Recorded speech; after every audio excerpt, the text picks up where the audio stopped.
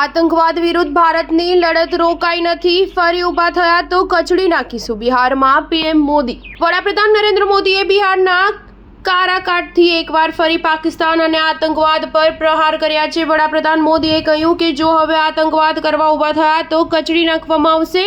બિહારની ધરતીથી ફરી પુનરાવર્તન કરું છું કે ઓપરેશન સિંદૂરમાં ભારતની તાકાત દુશ્મને જોઈ લીધી છે. દુશ્મન હવે જાણી લે કે આ તો ફક્ત એક ટ્રેલર છે. વડાપ્રધાન મોદીએ બિહારમાં કહ્યું કે આતંકવાદ સામે ભારતની લડાઈ હજુ રોકાઈ નથી અને ન રોકાશે. જો ફરી આતંકવાદ કરવા ઊભા થયા તો ભારત ઘરમાં ઘૂસીને કચડી રાખશે. આ લોકોએ પાકિસ્તાનમાં બેસીને અમારી બહેનોનું સિંદૂર ભૂસી દીધું હતું. બાદમાં આપણી સેનાએ તેમના ઠેકાણાને ખંડેર બનાવી દીધા.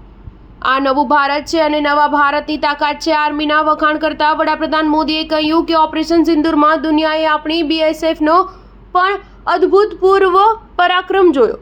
આપણી સરહદ પર તૈનાત બીએસએફના સૈનિકો સુરક્ષાની અભેદ ચટ્ટાન બનીને ઊભા છે. અમારી લડાઈ દેશના દરેક દુશ્મન સાથે છે, પછી ભલે તે સરહદ પાર હોય કે સરહદની અંદર.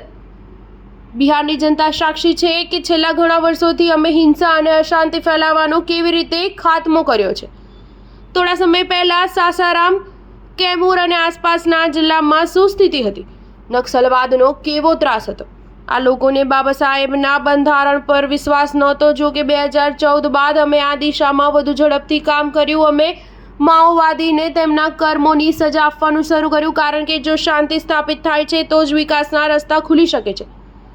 બિહારના વિકાસ વિશે વાત કરતા તેમણે કહ્યું કે પટના એરપોર્ટના ટર્મિનલને પણ આધુનિક બનાવવામાં આવ્યું છે, જેનું મને કાલે લોકાર્પણ કરવાનું સૌભાગ્ય મળ્યું.